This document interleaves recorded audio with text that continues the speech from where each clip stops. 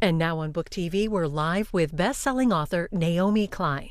Her books on economics and public policy include No Logo, The Shock Doctrine, and the recently published On Fire, The Burning Case for a Green New Deal. Naomi Klein, thanks for joining us in our studios here in New York on C-SPAN 2's Book TV. We are in Midtown Manhattan, where branding and marketing is a big, big business.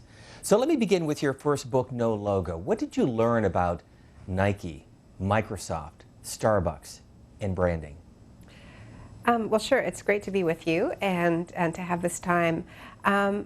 So when I was writing No Logo, it came out at the very beginning of 2000. So it's almost exactly 20 years old. And the period when I was researching it, which was the 4 years before that, it was a period where a lot was changing in the corporate world, and you had the first kind of full-blown lifestyle brands, which is an idea that we all take for granted now. But these were companies that for the first time were declaring that their business model was not to sell products, but to sell ideas, a lifestyle, a sense of belonging that they could then extend into kind of self-enclosed branded cocoon. So they could sort of sell everything as long as it was branded with this logo. And so Nike was really the first one to do this. They didn't ever own their factories. And this was the main thing that I learned when I was researching No Logo, was that there was a relationship between this aggressive kind of marketing that was constantly sort of trolling youth culture to find the most cutting edge ideas, to get ads into places that had never had ads before, like schools, to co-brand with every like music festival and so on. That there was an inverse relationship between that aggressive marketing and the kind of good jobs that were on offer in the economy, because the way that these companies were freeing up money to spend on this much more aggressive kind of lifestyle marketing was by divesting from their factories, from the idea that they should be producers at all. So Nike kind of paved the way in this sense, because they never owned their factories in the first place. They made their running shoes through a web of contractors and subcontractors who they pitted against one another for who could provide their shoes for the lowest price. And this was such a profitable business model that all the competitors started closing their factories and never reopening it. That was the key thing. They never reopened their factories. We often talked about factories moving from North America to Mexico or China or Vietnam. But in fact, it wasn't just that they were moving locations, it's that they were never owning their factories, and they didn't see themselves as producers. So I think it's intimately related to the deindustrialization and the precariousness of work that we sort of take for granted today. And as you point out, Nike in particular getting a lot of criticism from its customers. At the time, because it was new. This was still a America that remembered the kind of Fordist manufacturing model, where you understood that the product that you were buying, the car you were buying, you knew where it was made. You understood that this was like an economic anchor for that community, that the idea was that the people making the cars should have enough money to buy the cars. And so it was culturally shocking for people to discover that these companies like Nike or Disney, who were spending so much money putting out images of themselves that were very progressive, or in the case, Disney's case, very family friendly, that you pull back the curtain and wait a minute, it's in some cases children or people just a little bit out of being children, people in their early 20s, who are making these products under really abusive conditions. And so when that was exposed, it was a scandal. And 20 years later, I think people take it for granted that almost all the products in our life are made under conditions that are pretty dubious. You've got electronic factories in China that have suicide nets to catch people when they commit suicide because they're so desperate on the job. So I think it's one of the toughest things to think about, when I think about what has changed since No Logo, is the sense of shock that I was sort of tracking, like, oh my God, I can't believe that these Nike running shoes are made by 18-year-olds in Indonesia who, are sleeping in cramped dormitories and not getting paid, for their overtime, or having to pee in bottles under their sewing machines, or all of these scandals would come out, and they were genuinely scandals, and there were, movements responding to them. And I think people's sense of shock and outrage about this has really been dulled. And, it's almost like a joke on late night television. There are a couple of examples in the book. One is Starbucks and how a coffee shop opened up inspired by Starbucks, but trying to essentially, as you put in the book, run away from the Starbucks brand. Right, so I think that was an example from the 10-year anniversary edition of No Logo, where in the original edition that came out in 2000, I had a fair bit about this then a relatively new company, Starbucks, who told us that their brand meaning was that they were what they called the third place, not home, not work. They were a place for people to gather. And they were really using the discourse of the public sphere, right? That it's almost like a town square. And it was interesting that this was happening in the 90s after you had this very aggressive kind of privatization of the public sphere. And so corporations had to come along and say, well, we are a pseudo town square, which in a sense is what Facebook is doing now, where it's this sort of the corporate digital town square. Well, in the 90s it was Starbucks, and a cup of coffee, and you have your sort of pseudo public space. But then when I wrote an introduction for the 10th anniversary edition, Starbucks had just opened up a coffee shop in Seattle that was completely unbranded. You didn't see their logo anywhere, which seemed to me a bit of a marker for how far they had fallen, in a sense, if in order to recapture any sense of newness, they had to unbrand themselves. Let's turn to the political sphere, because in the 10th anniversary edition of the book, you talk about President Obama, and one of the questions is, did he live up to his Hope and Change brand? Right, yeah. Did he? Yeah, because it was early in the Obama years when I wrote that. Well, I think there was always something a little bit Nike about the Obama brand, in the sense that it's sort of just vague enough that it's hard to pin him down to a clear political platform. And it's another interesting measure of where we are now, because I think that there's more of, if you look at the Democratic primaries right now, I think there's more of an expectation that candidates have a really, really specific and fully formed platform, economic platform, labor policy platform, and environmental policy platform. If I think about the Obama campaign of 2008, which I was writing about, it was pretty vague. It was pretty much like, I'm going to recapture a sense of optimism. You're not going to be ashamed of America. People are tired from 8 years of Bush, and hope, change, feeling good.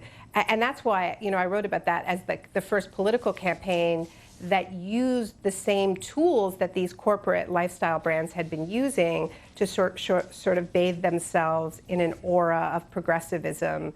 And so the question, did Obama live up to it? I mean, it's a complicated question in the sense that it never was very specific. So it's hard to say whether he lived up to it or not, because there wasn't that much there about what he was promising. Although he did specifically promise, I'm going to revive Main Street and take on Wall Street. And I think there was a huge amount of disappointment that didn't really happen. People who'd hoped that there was going to be a real reinvestment in small businesses and and maybe more factory jobs.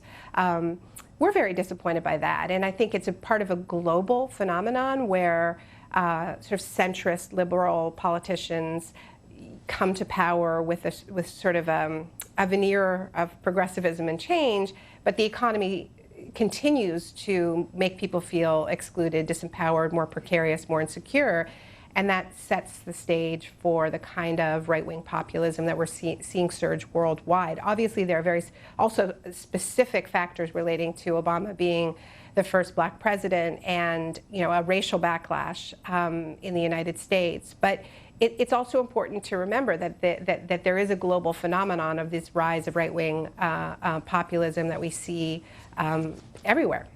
You can join us on Twitter @BookTV. Our guest for the next 2 hours on In Depth, Naomi Klein. And also give us a phone call, 202-748-8200 if you live in the Eastern or Central time zones, and 202-748-8201 for those in the Mountain and Pacific time zones. You're teaching at Rutgers University. How do you frame this in the classroom in terms of your book, the original book, and then its 10-year anniversary edition? Right, so I'm actually teaching a course at Rutgers called The Corporate Self, and it looks at the integration of the human and the corporation, and sort of corporations trying to act more like humans, which is the original brands were all about that, like putting a sort of a comforting face like Uncle Ben's or Aunt Jemima, much of it racialized, harkening back to sort of nostalgia about plantation life. So we look at the sort of racial history of branding, and then where no logo ends is, remember this was written in the late 1990s. This then completely new idea that humans, like everyday humans, not celebrities, needed to become their own brands in order to succeed in this newly precarious job environment, right? Nobody can expect job security, so the way to get ahead is to find your inner brand and project it onto the world. And this was after we had seen celebrities do this. In the book I talk a lot about Michael Jordan as the first super brand. And then we look at what's happening now with social media, because when I wrote that 20 years ago, it was a pretty notional idea, the idea that anybody could be their own brand, because anybody doesn't have the money to take out advertisements and actually do the work of projecting an image of oneself. But today, because of social media, everybody who has computer access has the capacity to market themselves, to market an idea of themselves, to think about, what is my brand, which is very different from who am I, right? So what we're unpacking, and I have a wonderful group of students, is like, well, first of all, we talk about how this, even though they have grown up with this idea, it is a relatively new idea. It was not always the case. You would have been looked at as if you were mad, 30 years ago to say to, a 15-year-old kid, but not what do you want to be when you grow up, but what is your brand, So we try to make visible some of the things that they take for granted, and then really think about what does it mean to have to separate yourself from the idea of yourself, to have that distancing. And what does that do to friendships? What does it do to relationships? What does it do to social movements? So it's been fascinating to unpack this with them, because of course they know a lot more about social media than I do. So they're teaching me all the time. But then the sort of latest phase of this, or intimately connected to the fact that we're living our lives online in this sort of constant performance of our personal brands, is that the tech industry sees data as the new oil, as is often repeated. So they're mining ourselves, they're mining all the information that we're sharing for their business model that we are not getting any part of, right? We're not paid for the data that we're providing for free. And so we're looking at all these questions around surveillance, data mining, what Shoshana Zuboff calls surveillance capitalism. It's interesting. It's interesting to once again to just see how much has changed since I wrote that now quaint book. Your newest book on the burning case for a Green New Deal. So let me frame this question in terms of the original New Deal, because you write a lot about how that essentially transformed the country and the world. Sure, yeah. And I think there's inspiration to be taken in the original New Deal, and there are also some very, very important warnings to heed from that era, because so many people were excluded from the sort of sphere of protection under FDR's New Deal. Many African American workers were excluded, domestic workers, overwhelmingly women, were excluded, agricultural workers were excluded. And there was systemic discrimination and segregation in many of the New Deal programs. It is also true that the United States transformed itself at a speed and scale that is comparable to the kind of speed and scale of change that we need to embrace if we're going to lower emissions in line with what scientists are telling us. A year ago, the Intergovernmental Panel on Climate Change, our foremost gathering of scientific experts who advise governments on the state of climate science, issued a report a year ago saying that we need to cut global emissions in half in a mere 12 years, which is now 11 years. And they said, and this is a quote from the summary of the report, they said that this would require unprecedented transformations in virtually every aspect of society: energy, transportation, agriculture, building construction.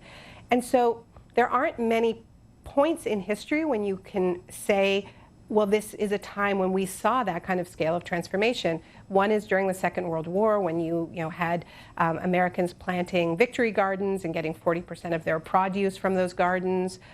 We saw factories transform themselves very, very rapidly. But the New Deal is another era, which is less top-down, which is why I think it's a useful historical precedent for us to look at. Because I don't think we want governments telling everybody what they should do. I think we should worry about that kind of climate authoritarianism. So during the New Deal era, you saw rural America electrified. You saw more than 10 million Americans directly employed. A renaissance of publicly funded arts, all kinds of public infrastructure, schools, libraries, reservoirs, and much of America's public infrastructure today is a legacy of the New Deal. Another part of it that's quite relevant to thinking about a Green New Deal is that FDR's Civilian Conservation Corps was probably the most popular of the New Deal programs.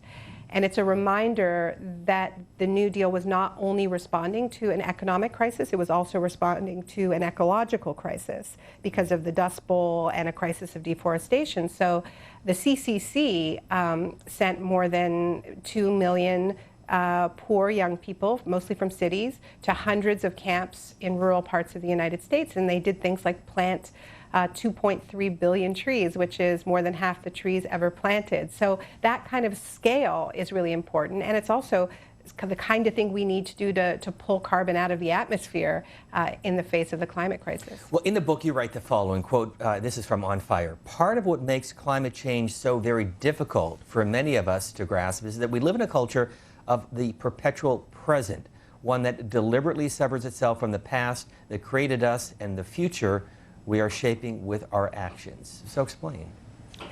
Yeah, so a lot of what I'm doing in this book is trying to make visible the economic systems and the sort of relatively new economic and social models born of the particular kind of capitalism we've had since the Reagan era, which has been all about deregulation, privatization, and venerating the individual consumers, equating shopping with democracy and the good life, and that has produced an extremely accelerated culture, which then people point to and say, well, it's just human nature that we can't deal with a crisis like climate change because, clearly we are just too selfish, too individualistic, think too short term, and this requires us to have a longer time frame. It requires us to, put the collective good ahead of something that you might just want right now to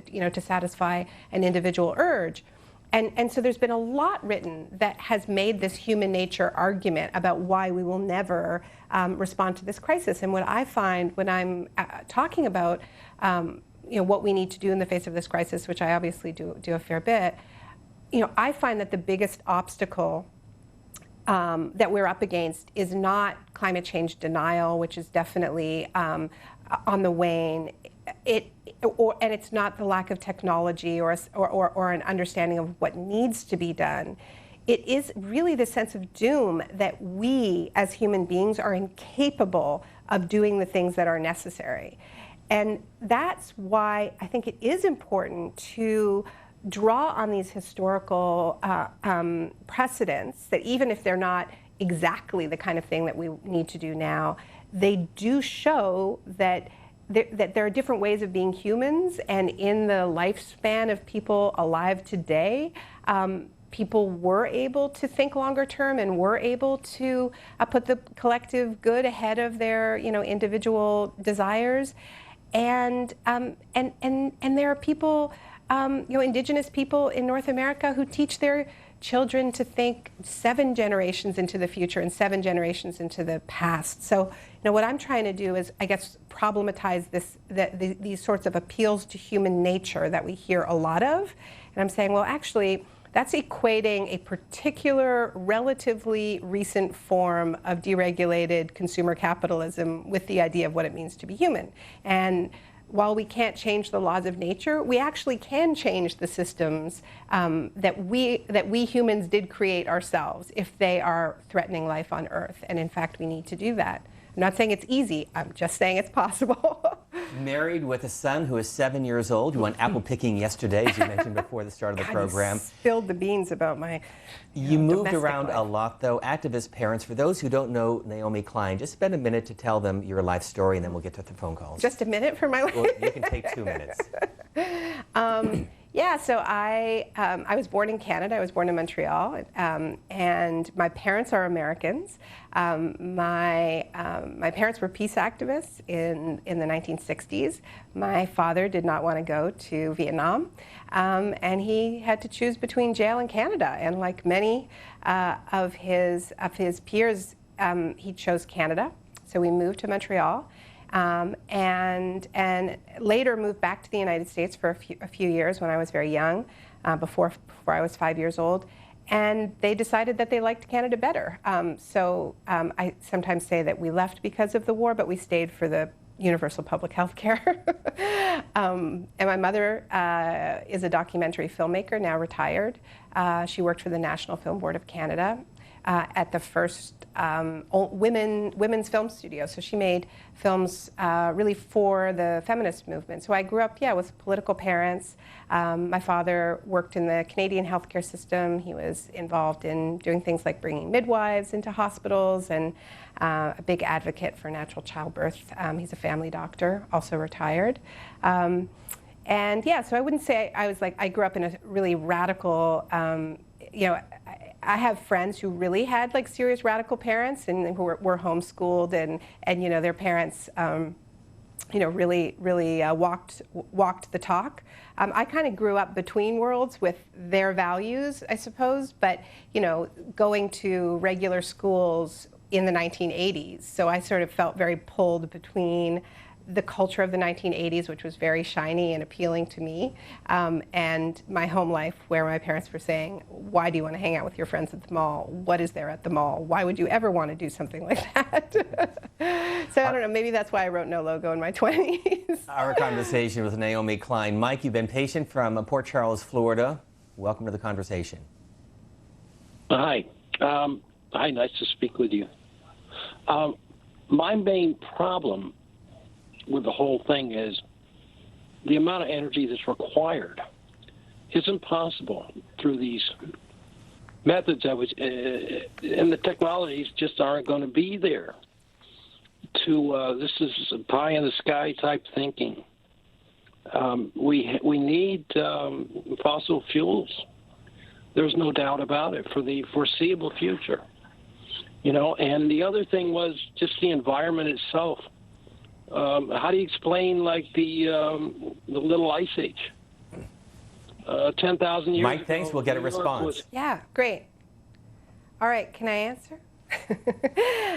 Thanks for your question.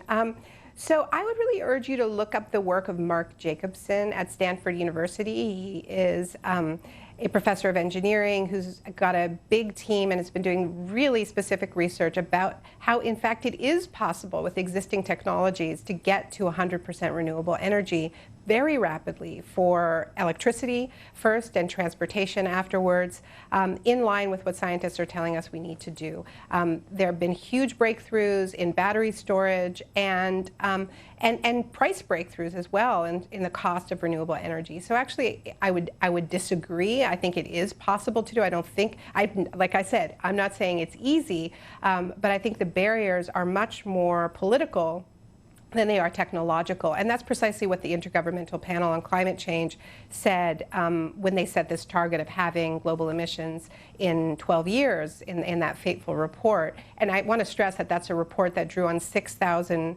sources of peer-reviewed science. So it's not just like a one-off paper. It was co-authored by almost 100 authors and reviewers. So it is the state-of-the-art science, and they said, actually, we can meet these targets with existing technology. The barrier is political.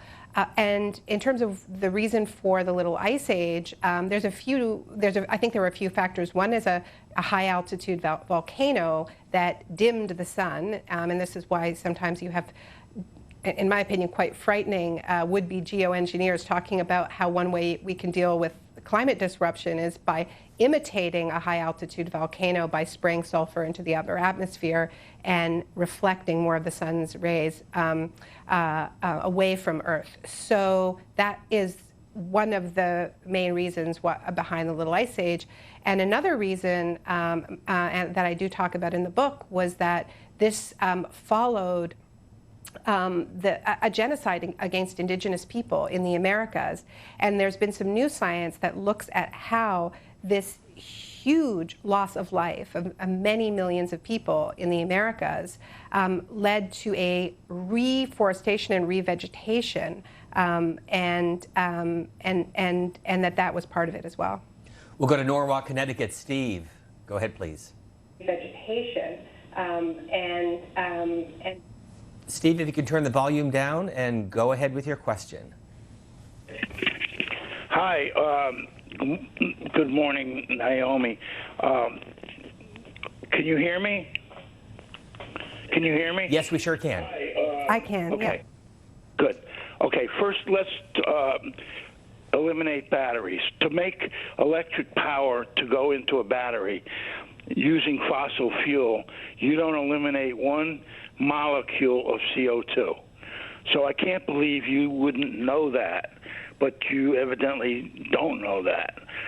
I cannot believe that all these senators running for president never mention hydrogen fuel cells, which happens to be the only remedy to eliminate the CO2, because there is no CO2 when you use hydrogen fuel cells. Period. It's that simple.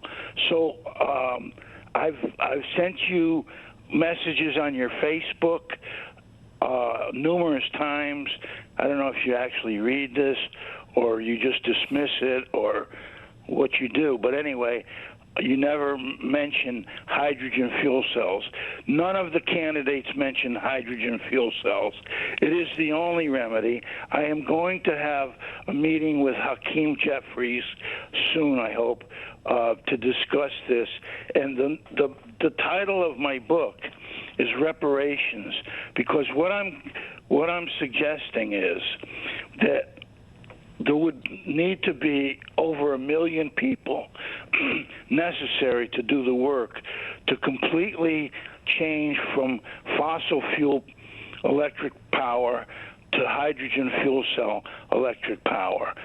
So I'm Steve, let me jump in and we'll get a response. Thank you for the question and the comments. Well, I think the reason why the caller's not getting a response from any of the candidates or why this idea isn't being taken seriously is because it's not a terrifically serious idea. It is absolutely true that renewable power with battery power does radically reduce emissions, which is not to say that there aren't environmental costs to any technology. Including, the local environmental impacts of mining for rare metals, for solar power and wind power, which is why in the book I talk about the fact that we can't think of this as simply flipping a switch from fossil fuels to renewables and everything else staying exactly the same. We do have a problem, a real problem of overconsumption, particularly overconsumption with a sort of a disposable mindset in the wealthy world. And there is going to have to be we are going to have to look at what, as Greta Thunberg said at the United Nations, the fairy tale of infinite growth. So when I say we, I'm talking about the 20% wealthiest people on the planet who are responsible for 70% of emissions. We are going to have to consume less. It doesn't mean that we are going to live in misery. We're going to have to live at about the level of the average European, according to Kevin Anderson, who's the, and generally recognized as one of the world's leading emission reduction experts. And this is why, in the context of a Green New Deal, it's so important to be looking at the areas where we can afford to expand, like healthcare, like childcare, like the arts, like areas that are already low carbon and can be made even more low carbon. So there are going to have to be some lifestyle changes for people who are over-consuming, but that doesn't mean that it's all contraction. I want to follow up on that, but you mentioned Greta Thunberg, 16 years old, from Sweden. Why do you think her voice, out of so many, has resonated? Well, I think it's a complicated question, to be honest with you. I think that there are many voices, as well as Greta's, who should be resonating and who have been trying to get the world's attention for a very long time. I've been going to UN climate summits for about a decade now, and there have been incredibly powerful moral voices coming from the Marshall Islands. There was an incredible speech made at the United Nations in 2014 by a woman from the Marshall Islands, a young woman named Kathy Jettner, who wrote a poem to her 9-month-old baby, and she read it to the assembled country representatives, and it was an incredible speech that should have gone as viral as any of Greta's speeches. So I think I point this out. I mean, there have been other moments, like a few years later, or when Typhoon Haiyan hit the Philippines, at the very moment that there was a UN summit happening on climate change, and the representative from the Philippines didn't know whether his family was safe or not, and he broke down crying in front of the entire assembly. That should have gone as viral as any of Greta's speeches. So, to be perfectly honest with you, I think there is an issue around the fact that she is a white girl from Sweden who and that's part of why her voice breaks through when other voices who are really on the front lines of this crisis, who are living it, and for whom it feels absolutely existential, as it does to Greta, have been ignored. I also think Greta is an absolutely remarkable young woman. I have so much respect for her. I think she is a prophetic voice, and I think these other voices that I've spoken about before, like Kathy Jettner or Yeb Sanau from the Philippines, are as well, and I could point to many others. But Greta is remarkable, and she, I think there's something about Greta, and that she so clearly is not performing for anyone. She's not looking for anyone to like her. Coming back to maybe what we were talking about earlier, we live in a culture where everybody is constantly sort of performing a version of themselves. Everybody is interested in being famous. Everybody is interested in promoting themselves. Greta could not be less interested in this, and I can tell you, I know her. I mean, she is just so 100% focused on the science, and she's talked about how, having been diagnosed with Asperger's, she says, I'm not interested in your social games, as somebody on the autism spectrum. And so I think there's something about how uninterested Greta is, in our opinion of her, that makes her a very trusted messenger for a lot of people. Obviously, she faces massive attacks, and I think she's very clear-minded about why she is being attacked by the likes of Donald Trump and Vladimir Putin, and not to mention armies of trolls.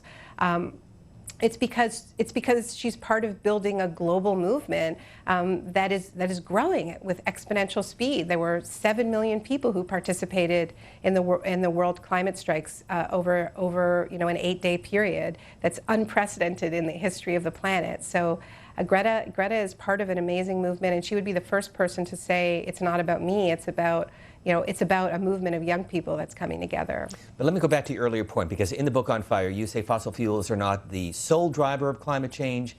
They are the biggest. You also write that an incremental approach will not work. My question, though, is can we afford the Green New Deal? I mean, the price tag is in the billions of dollars. Right. So it isn't just fossil fuels, it's also agriculture, is another major driver. So can we afford it?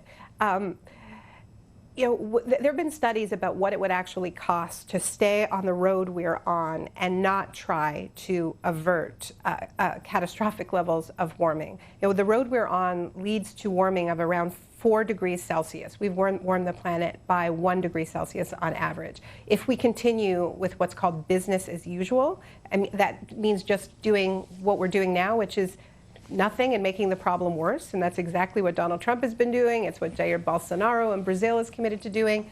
That leads to somewhere between 4 to 6 degrees of warming. That is not compatible with anything you would describe as organized civilization. It would threaten every single coastal city. The price tag... Over what time period, though? Well before the end of the century. We need to recognize that a lot of the estimates about when things are going to start to get really, really serious have underestimated the speed with which things start to unravel, right? We weren't expecting to lose Arctic sea ice as rapidly as we're losing it. Let's remember that September was the hottest September on record. July was the hottest month ever recorded. June was the hottest June ever recorded. It's happening really, really fast. And so you asked over what time period. There are different estimates. I would say in the time period of children alive on this planet, we would be seeing absolutely catastrophic levels of warming under a business as usual model. And there actually isn't, like, when you start costing out what it would mean to lose New York City or Shanghai, I mean, there literally is not enough money on the planet to cost it out. So I can make an argument to you that it's a bargain to invest in a Green New Deal, which is, yes, expensive, but compared to what we would pay later, it's much cheaper. But there's something also kind of morally reprehensible about making just a financial argument for this, because we're talking about hundreds of millions of lives here that would be lost if we do not embrace the speed of change that is required and the depth of change that is required. So yes, it's expensive. It is also, in my view, an absolutely moral imperative, and doing nothing is even more expensive.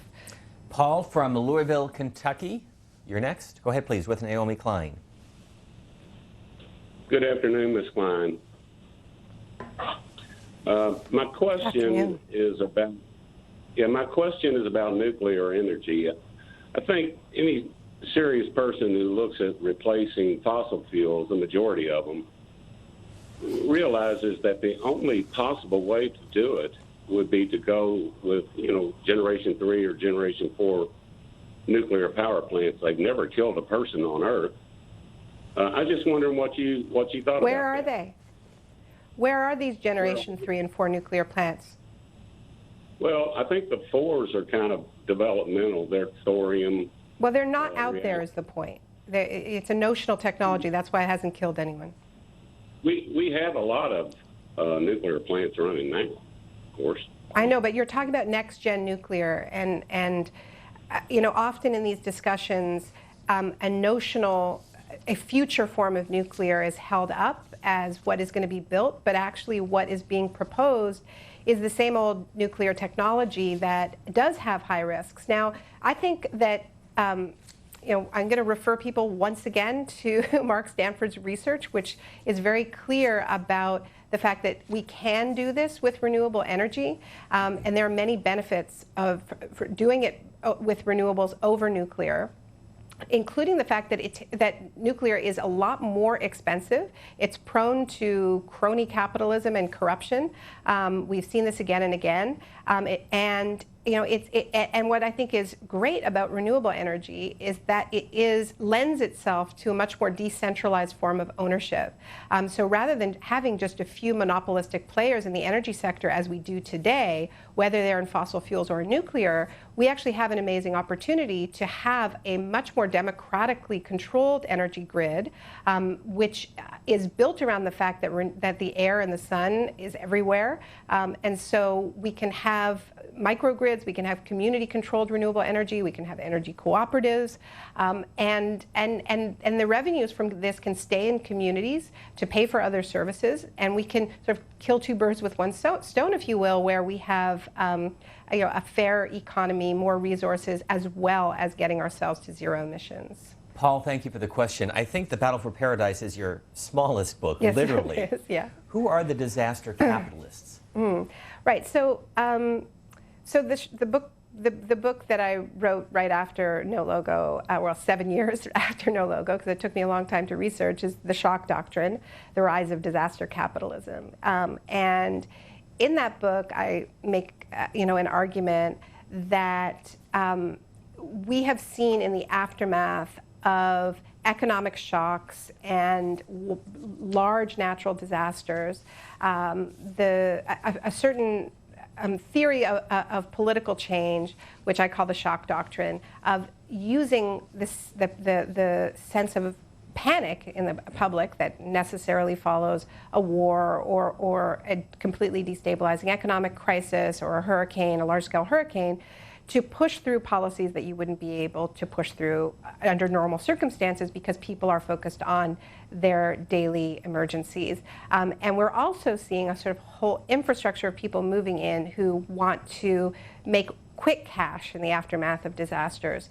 And so The Battle for Paradise is a kind of a case study of what I've called the shock doctrine in the aftermath of Hurricane Maria, which before it had even made landfall, we were already hearing talk of how this was a great opportunity to privatize Puerto Rico's energy grid.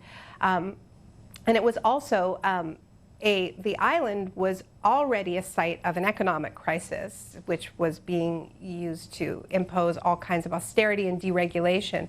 So Puerto Rico had already become a tax haven, and this was a way that was used during the debt crisis before Hurricane Maria hit to attract so-called high net worth individuals. Come to Puerto Rico, change your mailing address, you don't have to spend the whole year here. It was particularly attractive to the financial sector and then the cryptocurrency sector because they didn't have to pay all kinds of taxes they would have had to pay on the mainland. So the disaster capitalists in The Battle for Paradise, a lot of them are these Bitcoin entrepreneurs who relocated to Puerto Rico in the aftermath of Maria to take advantage of cheap real estate and the fact that their cryptocurrency gainings would not be taxed when they converted them to regular currency if they did so in Puerto Rico. So then from the shock doctrine, explain what is a communal recovery? So this has been the question that I've been asking myself since I wrote the shock doctrine, which is, this is a clear strategy that we've seen again and again by wealthy players in the aftermath of disasters. I began the shock doctrine with Hurricane Katrina, which was when I first started writing about climate change, a decade and a half ago. When I was in New Orleans, it was still partially underwater, but there were already real estate speculators talking about what an opportunity it was to get rid of public housing projects, to build condominiums, and a lot of that happened in the aftermath. It was used by educational entrepreneurs who wanted to change public schools into charter schools, and pretty soon New Orleans had the most privatized, charter-heavy school system in the United States. So this raised for me, and for a lot of local activists in New Orleans, what is the alternative to disaster capitalism? How can communities democratically respond to crises that in so many cases point to the need for deep solutions to put forward their vision for how their communities should be rebuilt in the face of these disasters that actually are going to improve lives and make us less disaster prone? And so that's what I mean by collective response to disasters. And we have seen that in Puerto Rico, quite powerfully, where that little book, The Battle for Paradise, all of the royalties in advance go to a coalition of groups in Puerto Rico called Junta Gente, who came together in the aftermath of Hurricane Maria in order to advance what they call a people's platform for how Puerto Rico should actually be rebuilt, should actually respond to its vulnerability to climate disruption. And that includes no longer being dependent on, overwhelmingly on imported food from Florida. It's a very fertile island. They want to practice traditional agriculture, agroecology, so that if there is a storm that knocks out the port, people aren't starving. But that also requires land redistribution in Puerto Rico, because so much of the land is, in this very moment, being sold off to tourist developers and other private interests. They also want, like we talked about, decentralized renewable energy owned by communities. So there's various proposals for that. So that's the kind of thing I mean, and I think on a large scale, what it would mean is a Green New Deal, which is a way of responding to our collective climate crisis in a way that also battles systemic inequalities on every front. Let's go to Edward, Keyport, New Jersey. You're next on C-SPAN 2's Book TV. Very well. Well, it seems you just pretty much covered what I was going to talk about. I just wanted to say about being an advocate for the future, and I see that this disconnect about harnessing the social energy that goes into invading Iraq on one grainy little teeny picture, and being scared of all these little stupid things that I guess the corporate, how do we cut through this corporate noise about the things that they're telling us we should be afraid of, when it's a 1 in 53,000 chance that you can be killed by a terrorist, or but yet we can't be scared of the loss of biodiversity or any of the other things that you're covering. And thank you for your work. Edward, thank you. Yeah, it's a great way of putting it. It seems possible to harness huge amounts of public wealth if it's to wage a war, and as that caller mentioned, based on some pretty dubious evidence that was later disproven. And yet we're demanding, like a report with sources from 6,000 peer-reviewed articles is seen as, not good enough for us. We're still waiting for the evidence to come in.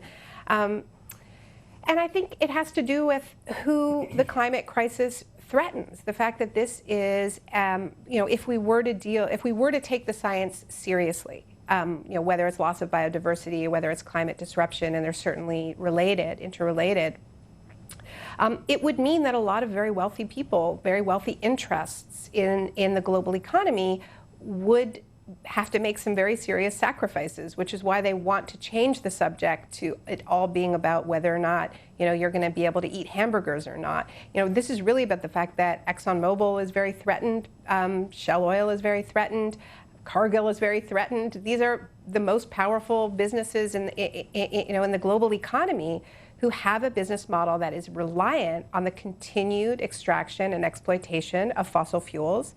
There are other ways of organizing a business, but they're not as profitable. It's not as profitable to have a solar business than it is to have an oil and gas business. And so we have had this deliberate spread of misinformation on the airwaves, and in print. We've had the fossil fuel companies funding the disinformation campaign that I would argue we've heard evidence of on this show, and it has slowed us down. We've lost wonders we'll never get back because of it, and now we are in a moment where regular people are declaring an emergency from below. I mean, that is what I think we're seeing with the climate strikes, and that Greta Thunberg started with her lone act in front of the Swedish Parliament just a little bit more than a year ago. This is at this point, she was 15 years old. She had learned about climate change in school. She'd watched a lot of nature documentaries and,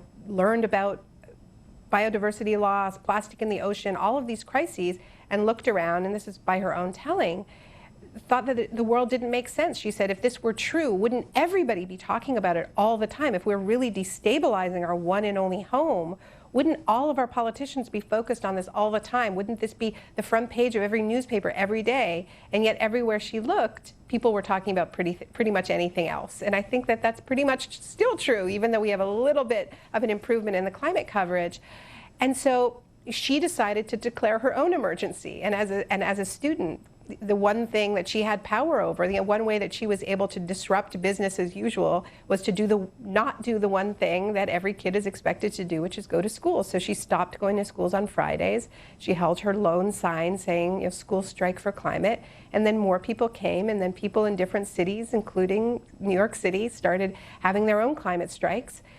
And within a very short period, she started in August of last year. By September of this year, so just a little bit more than a year, there were 7 million people participating in climate strikes. This is people saying, we're not going to wait for politicians to recognize that this is an emergency. We're going to declare the emergency and put pressure on politicians to follow. And some national governments have declared a state of climate emergency. Whether they're following that up with the kind of policies that would demand, we'll see. I think it has completely redrawn the map in the Democratic primaries. The scale of change that is being debated within the Democratic Party right now is nothing like what we were talking about just a few years ago, when it was really a debate about cap and trade versus a carbon tax. Now we're talking about who's spending how many trillions of dollars on their Green New Deal plan, and how many jobs can be created, and how quickly we can move, and whose targets are more ambitious. And this is not just because these politicians have seen the light. It's because there is a social movement that is putting pressure on those politicians to up their game. And of course, Greta Thunberg got very animated at the UN in September, a viral moment. Let me turn to you for just a moment, though. How do you approach writing a book? What is the Naomi Klein style? Yeah. So I wrote. There were 7 years between my first 3 books: No Logo, The Shock Doctrine, and This Changes Everything. And those, each of those books I sort of think of as a kind of a PhD thesis in its own right, even though I didn't get a PhD, but I sort of was lucky enough with my first book, with No Logo. And the fact that it sold the way it did put me in a really privileged position as an author, where I was able to get an advance that was large enough that I was able to really block off several years to do research, to put together a research team, and to build barriers around everything else in my life, because of course I do get speaking requests and things like that. To write The Shock Doctrine, I hauled up in the woods in British Columbia, where my family lives. Not a bad place to haul up, I must say. British Columbia is a very beautiful place, but was quite isolated. The part of BC I was in, you can't get to without taking a ferry, and it's and driving for another hour, and it really is quite isolated. And that makes it easy to say no to things, when people ask you to come out and do things. So I usually spend about 3 years on the research and 2 years on the writing. And when I'm writing a book, it's kind of all that I do. Now there are apps that turn off the internet. And I use those because I can get easily distracted. But before those, there were apps like that. My husband put parental controls on my computer, so every time I would try to go on the online before the 1 hour that I was allowed to go on a day, I would be confronted with a teddy bear in chains while I was writing The Shock Doctrine. So yeah, that's how I write books. Your next book is what?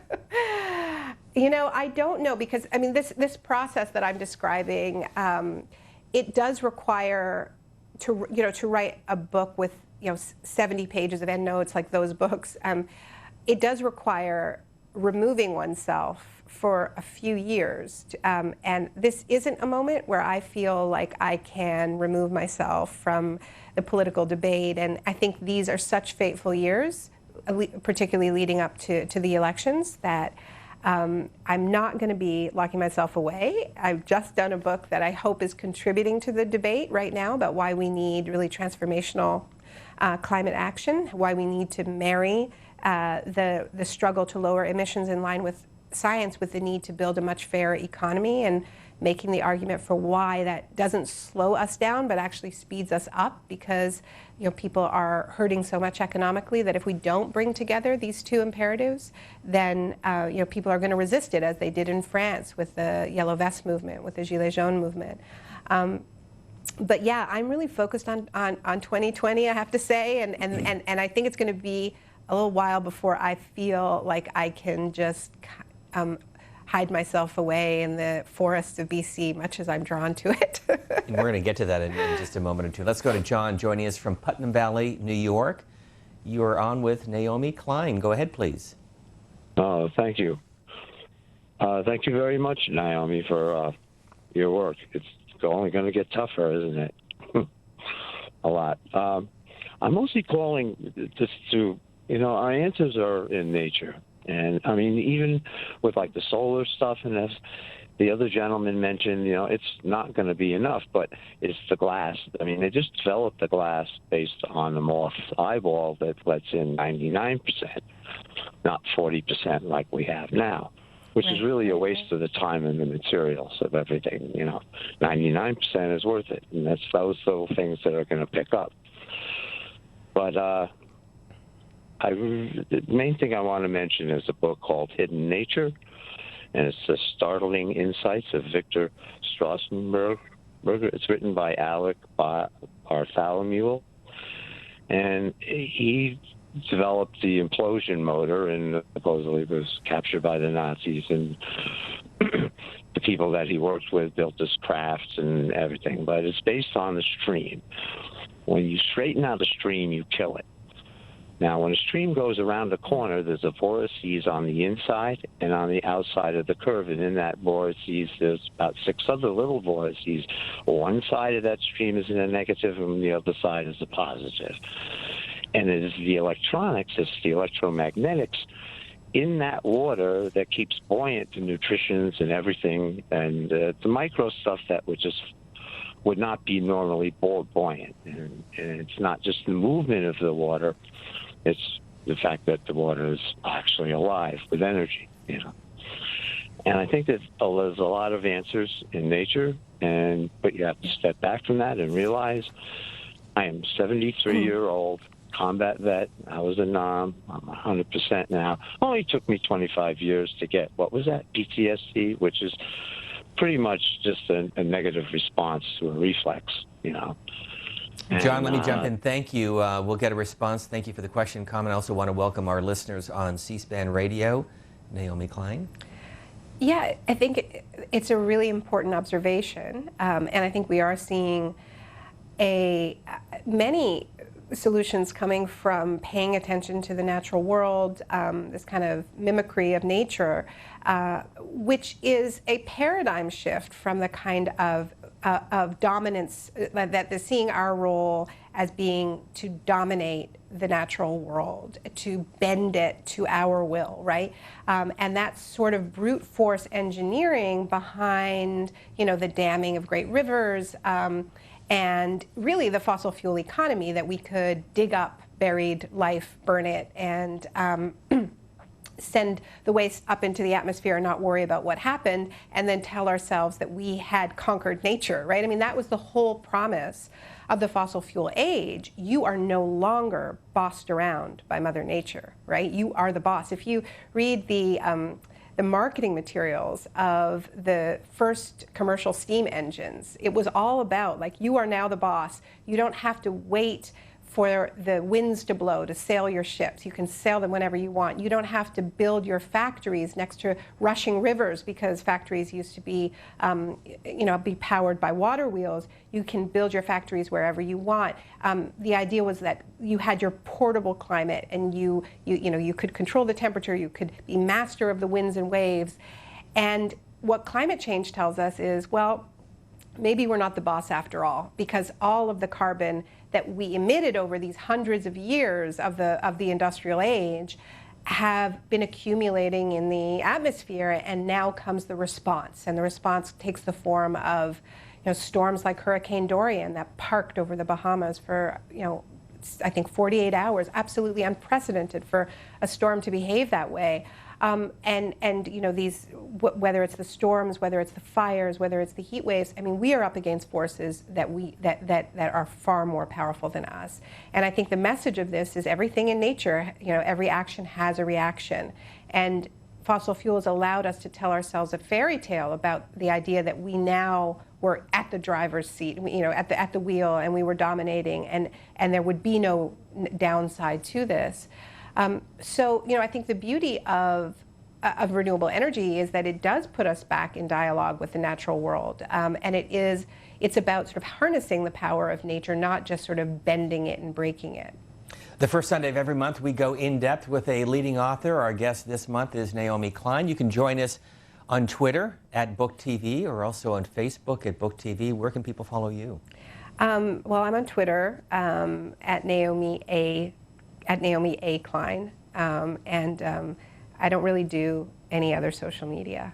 I sometimes say about Instagram that I'm on Twitter, so I have the algorithm of hate. I don't need the algorithm of envy. Let's go to Danny joining us from Cookeville, Tennessee. Thank you for waiting. Go ahead, Danny.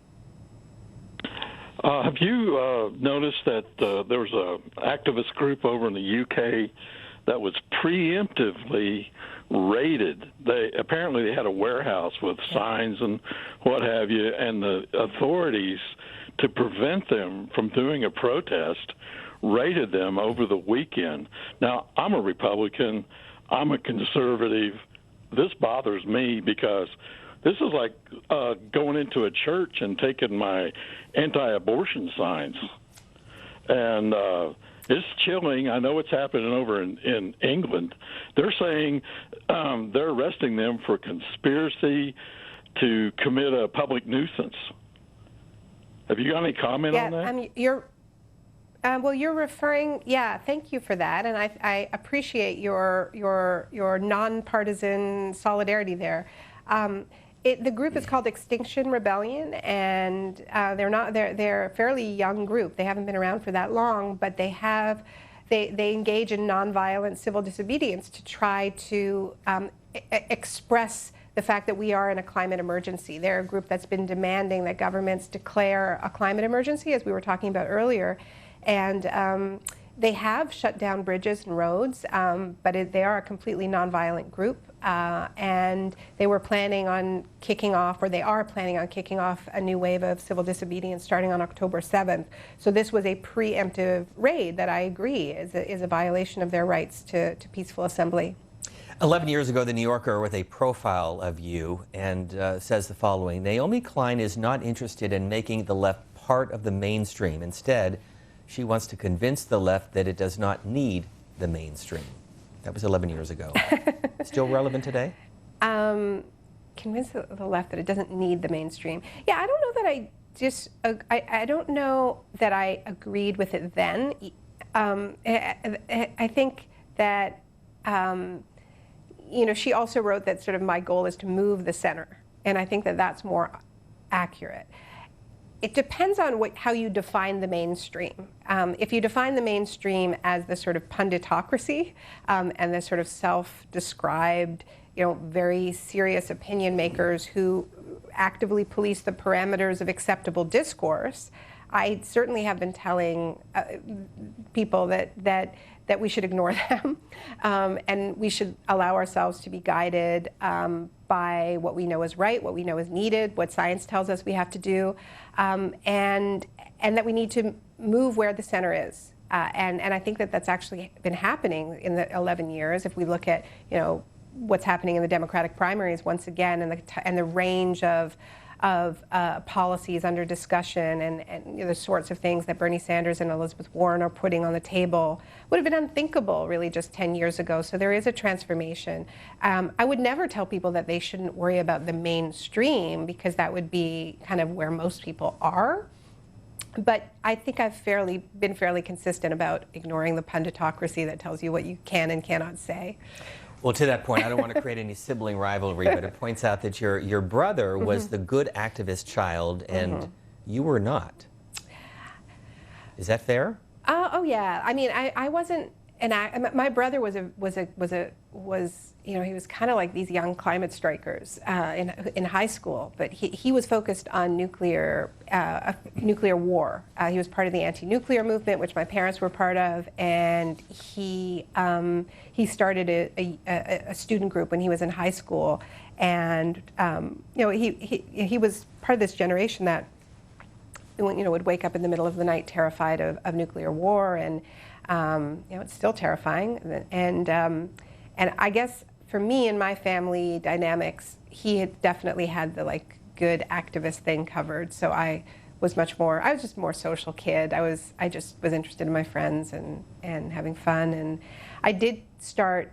It wasn't that I didn't care about fairness or it's not that I didn't care about politics. I didn't care about organized politics, but I was really concerned with racism, sexism, things that I perceived to be unfair. But I wasn't a joiner. I didn't join groups and things like that. And it's probably why I became a writer. It's fair. I don't know what it says. Laramie, Wyoming. We'll leave it there. Doug from Laramie, Wyoming. Go ahead, please. Did Naomi Klein hear Bert Folsom on Book TV? Did she hear him argue that the economic crisis of the Great Depression was caused by government interference in America's free market economy? What are her thoughts about Bert Folsom's arguments in The Myth of the Robber Barons, a new look at the rise of big business in America? Thank you very much. Thank you, Doug. So I hope I don't offend anybody, but I didn't see that. So I can't respond directly. And I am familiar, I'm not familiar with his work specifically, but I am familiar with that argument that what created the great crash of 1929 was not the deregulation of markets, as virtually everybody else believes, but that there's a smallish group of free market economists who make the argument that the problem was deregulation. Was government intervention as opposed to deregulation. I'm not convinced by that. I think that the breaking up of the banks, under FDR was a big part of stabilizing the financial sector. So no, I don't agree with that. No is not enough. Mm-hmm. And you begin with one word on the election of Donald Trump: shock. Yeah. Yes. So no is not enough. You asked me how I write books, and no is not enough was definitely not following that pattern of taking years and years and years to write a book. I wrote it in a bit of a fever over, I think, 7 months after Trump's election. And I wrote it because I was really terrified, having researched the ways in which shocks, for my book, The Shock Doctrine, create these endless this sort of state of exception and state of distraction, where it becomes possible to get away with all kinds of things precisely because everybody is sort of trying to get their footing. And when Trump was, that word shock was used really, again and again after the election because it shocked so many of us, right? It defied all of the polls. It defied so many expectations.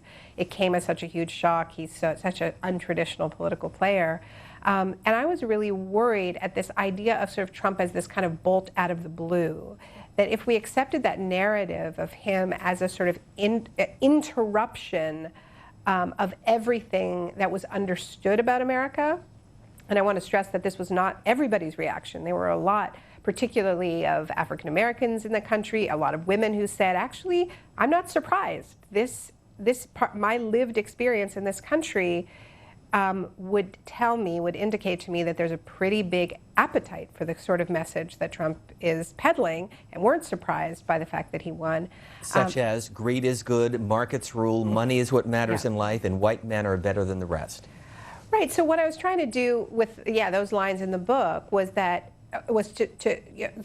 are some of the messages that we get either explicitly or implicitly from the Trump presidency. Make the argument that these are pretty widespread ideas and that he is a kind of a logical conclusion of a lot of trends, which is not to say that he isn't something new, a new iteration, but that we had been worshiping at the altar of wealth. We had been venerating billionaires just because they're billionaires, lifting them to the status of gods. I made the argument in that book that, through the sort of philanthro-capitalist, infrastructure, the Gates Foundation, the Clinton Global Initiative that pairs super wealthy individual with social problems and says, we can fix this without government. The Gates Foundation, which sort of pivots Gates's knowledge in the computer sphere to, him being an expert on global health, reproduction, agriculture in Africa. Just because you're really good at one thing doesn't mean you're really good at everything. But we live in a culture that seems to assume that just by becoming a billionaire, you're treated as if you know everything. And so, the argument I make in that book, among other arguments, is that created a context where someone like Donald Trump could stand before the American people and say, sure, I have no experience in government whatsoever, but I'm really rich.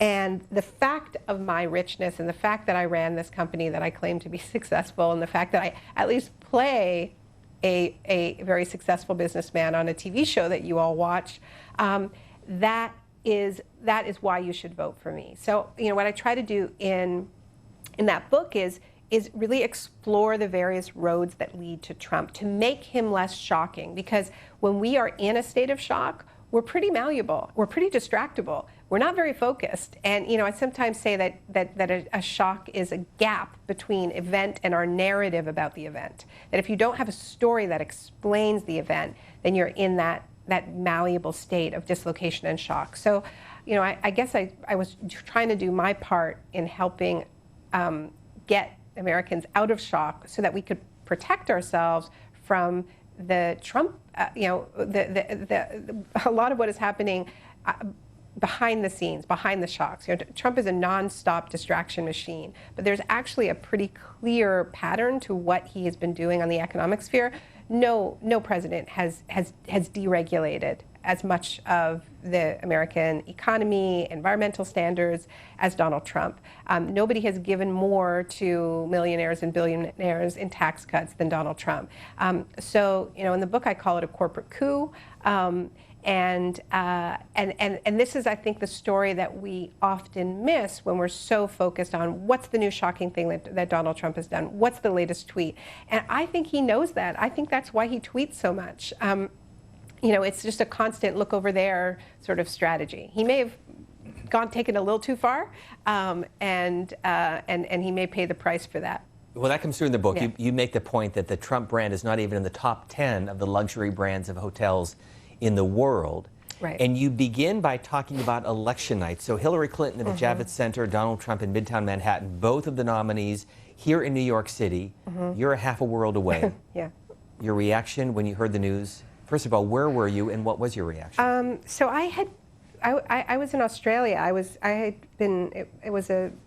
been awarded the Sydney Peace Prize. So I was in Australia for the better part of a month. I was doing research. I made a small documentary at the Great Barrier Reef, which had just experienced a massive die-off, so that most of the reef is bleached, half of it is dead. So I was sort of combining the speaking that I was doing with new research and some political organizing. I was actually in a meeting in Australia with a group of organizations who were interested in putting together a coalition to push for an Australian Green New Deal, or some version of a Green New Deal in Australia. So there were trade unions there, and trade union leaders and Indigenous rights activists and organizers, climate activists, all in this room, and we were having a sort of forward-looking meeting about, how do we do this? How do we get our forward-looking agenda together? And this has been my focus since I wrote This Changes Everything.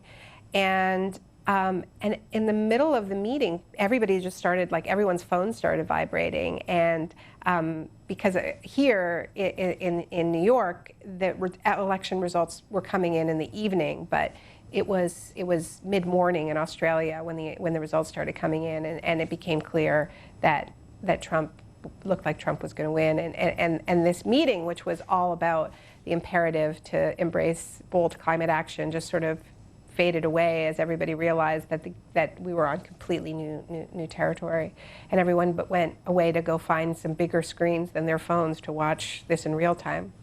Let's go to Robert in Vancouver, Washington. Go ahead, please. Hi, thanks for taking my question.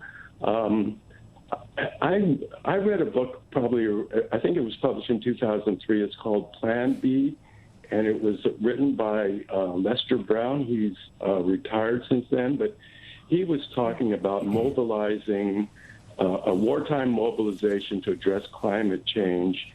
And I wonder if you read that or are familiar with his work, and if so, what influence does he have on the current kind of Green New Deal? Thanks. Yeah, I am familiar with his work, and the literature that draws on World War II as, you know, a historical precedent that shows us that it is possible to retool factories at an incredible clip. We've all heard, you know, the stories of going from producing cars to producing fighter jets seemingly overnight. And there are also many parallels with the ways that people changed. I mentioned Victory Gardens and the fact that 40% of Americans were getting their produce from Victory Gardens. Americans and Canadians and British people also radically changed the way they moved around during the Second World War, because all the fuel needed to be conserved for the war effort.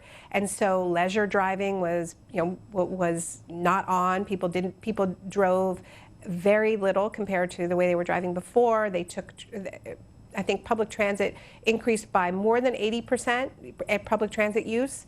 In this country, more than 90% in Canada. So there are really important parallels. Bernie Sanders talks about these parallels as well.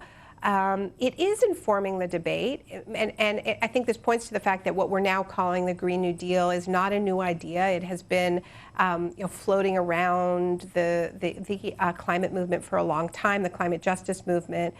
The reason why I think the precedent of the New Deal is a little bit more useful than the World War II precedent is simply that this was so sort of top down. And I think that I wouldn't want federal governments to have that much power.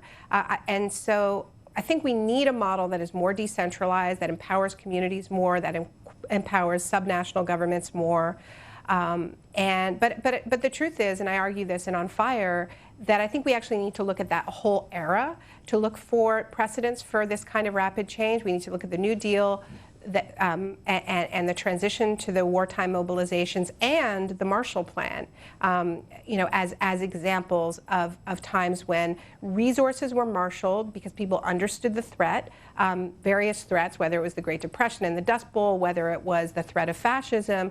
And in the case of the Marshall Plan, what the U.S. was worried about was that a lot of countries were falling under control of the Soviet Union, so they wanted to rebuild Western Europe in a way that would make socialism less appealing, which meant rebuilding the public sphere, having mixed economies with strong safety nets, strong trade union rights. So they felt like, well, we can't just have deregulated capitalism. It has to be a more mixed economy with that has much stronger social protections, or people will go full-blown socialist and we'll lose it all to the Soviets. I'm curious, was there a book or an author that either influenced or changed your thinking on any subject? Oh, yeah.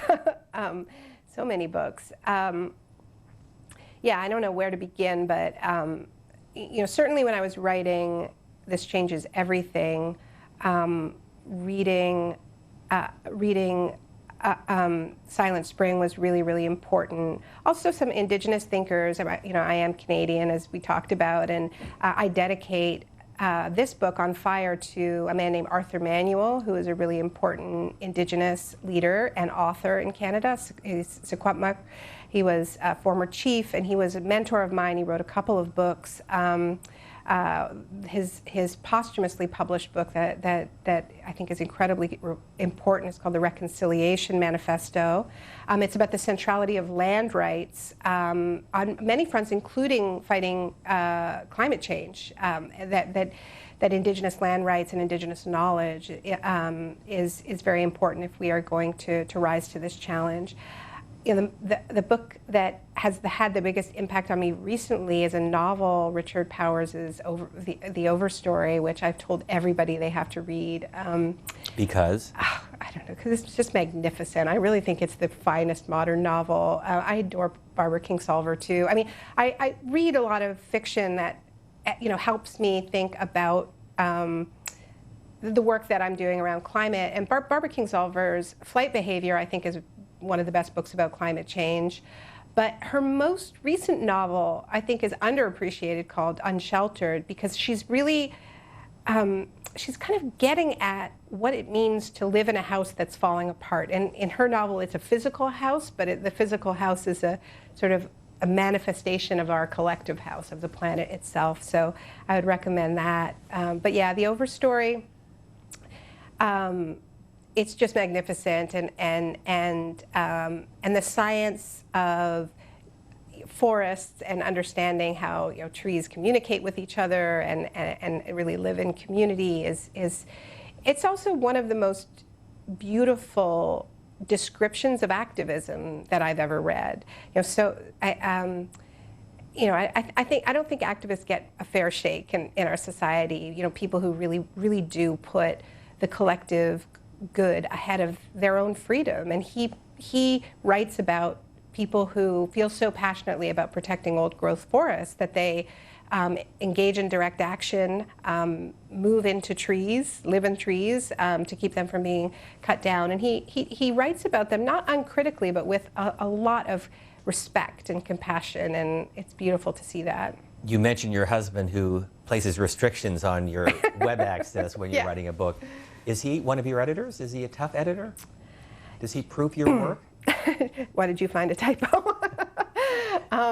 Yes, he's always edited me. I think that when I was, earlier on, he would edit me more, but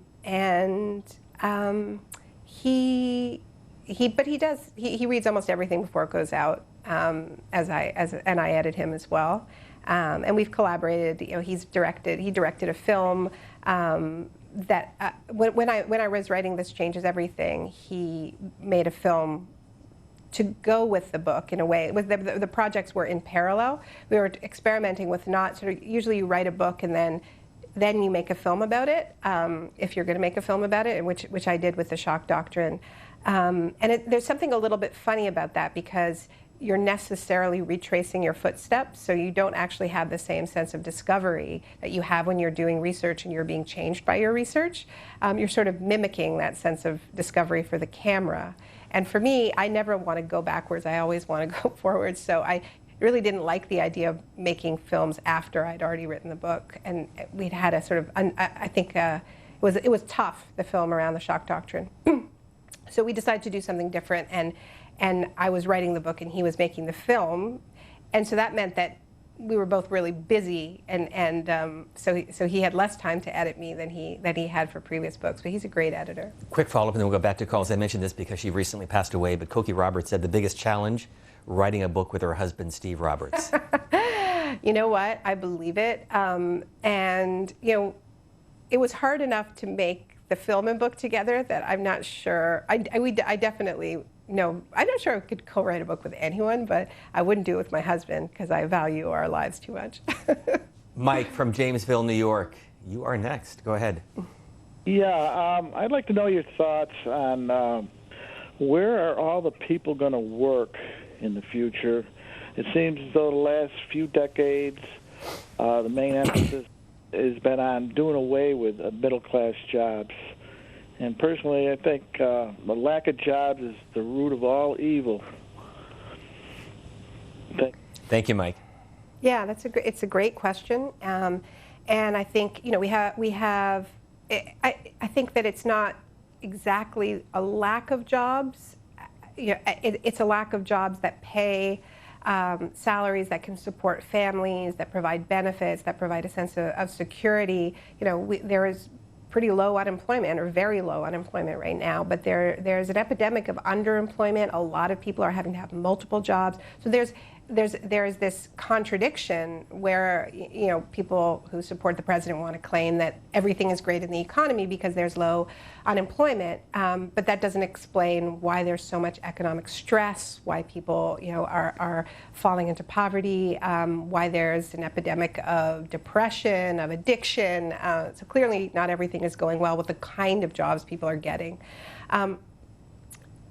It's clear that when we invest in renewable energy, energy efficiency, and public transportation, we create many times more jobs than when we invest in fossil fuels. And already there are more jobs in renewables in the United States than there are directly employed in the fossil fuel sector. But I think too often we haven't made sure that these newer jobs pay the same kind of salaries that people had working, at an auto plant or, for Exxon. These are good jobs, although they're getting worse, which is why we have, we have a strike right now of UAW workers. So we need to make sure, and this is in the original Green New Deal resolution from Alexandria Ocasio-Cortez and Ed Markey, that they say that workers who are moving from high carbon jobs to these new jobs in renewables and energy efficiency need to maintain their salary levels, need to maintain their benefit levels. And so that's really key. Another part of it is that we have a lot of jobs in the service sector, particularly in what's sometimes called the care economy, teaching, nursing. It's overwhelmingly women's work. And because it's been women's work, and I notice there haven't been any women callers, because it's women's work, it's devalued in our economy. So if there are any women out there, I'd encourage you to call, because I'm lonely. We're going to hear from let's go to Tom next in Urbana, Illinois, and then we'll hear from Margaret. Okay. I've noticed the same thing. All right. Go ahead, Tom. Hello. No offense, Tom. Yeah, none taken. Okay. I'll have to blame my mother for that. Listen, I want to really thank you for your clarity of thought and communication on the existential crisis of our lifetime. And also, I've heard you speak on YouTube and other venues about what is sacred and the demarcation that happened in the new age as we come more scientifically based and got away from older, more religious ways of thinking. Can we separate the supernatural and superstitious from the sacred and come up with a new vision of what we're going to see in the future and a new life expectancy and a clean new deal for our future and particularly for our kids and grandkids? Thank you very much for your time. What a great big question. And I think that the dawn of the scientific revolution and then the industrial age, there was a shift in worldview away from seeing the natural world as sacred. And I appreciate the caller using the word sacred, because I don't think it is just about religion or organized religion. And once again, it's a relatively new phenomenon to not see the natural world as sacred, as a little bit scary, as alive and deserving of our respect. I mean, pretty much every other cosmology, but the modern industrial age, saw the natural world that way. And when you do see the natural world that way, you're a little bit more careful. You don't want to piss off the gods, right? You don't want to make too big of a mess. And so I think that sort of draining away of the sacred, and this is part of the reason why I loved the Overstory, because I think it is sort of a re-enchanting, part of a re-enchanting of the natural world that a lot of people, I believe a lot of people are drawn to, crave, understand that part of our crisis the crisis that we're in with climate change has to do with imagining the world as this inert machine and ourselves as its engineers that made us believe we could take and take and take without limit or repercussion. So I do believe that it is not just, and I've written this before, that it isn't just, that climate disruption is not just an ecological crisis or an economic crisis. It really is a spiritual crisis and a narrative crisis, and the narrative that we could dominate nature, draining, seeing the natural world as a machine for us to dominate, which really begins with Francis Bacon. It is how we ended up where we are, and it's going to be a return to older stories combined with newer ones that is going to be part of getting us out of it. Two other books, in a sentence, describe them. First, Fences and Windows. Right, because we have to do them all. Well, Fences and Windows is a collection of essays that I wrote after No Logo came out, when I was very much sort of on the front lines of the debates about corporate globalization. This changes everything. Well, this changes everything. The subtitle is Capitalism versus the Climate, and it's about the clash that we have between an economic system that requires expansion in order to not be in crisis, and a natural world that requires that we contract in order to not be in crisis. Let's go to Margaret, Fayetteville, Arkansas. Go ahead, Margaret. We've been waiting to hear from you. Thank you. And thank Tom for his question and Naomi for her reply. This morning, my phone received 2 alerts for flash floods in my area. And I think Greta is a prophetic voice. And it seems to me some religious denominations are listening and hearing and studying to know the truth. And I'm unsure about my old denomination, the Southern Baptist. I don't really know what their opinion is now, but some of us believe that is the first Bible, and we do well to read the scriptures of nature and accurately interpret them. Margaret, we lost part of what you were saying, but I think we got the essence, and we'll get a response. Thank you for your call. Yes, thank you, Margaret. And I absolutely agree that we need faith leaders in this conversation, that it isn't just about politics, it isn't just about economics. We need to speak to people's whole selves. As I said, I don't think it's just organized religion, but I have a chapter in On Fire that describes a very unlikely visit I took as a secular Jewish feminist, which was to the Vatican after Pope Francis released his encyclical on ecology, which is an incredible document that I would encourage everyone to read. And I never, like I said, I wouldn't have thought that I'd be recommending Catholic texts, but it's an amazing text that draws on the teachings of Francis of Assisi. And being in the Vatican, and I attended a conference about the encyclical where it was a really profound debate that was happening in the Catholic Church about re-examining the idea of that the earth is human dominion, that it is just here for us. And really what Pope Francis was saying very clearly was nature has value in and of itself. And that was pretty radical. That's seen as pretty radical to parts of the Catholic Church. We need that kind of leadership from all faith leaders. Your first book came out 20 years ago. So if we were to sit here 20 years from now, how do you think history will judge President Trump and this moment in history?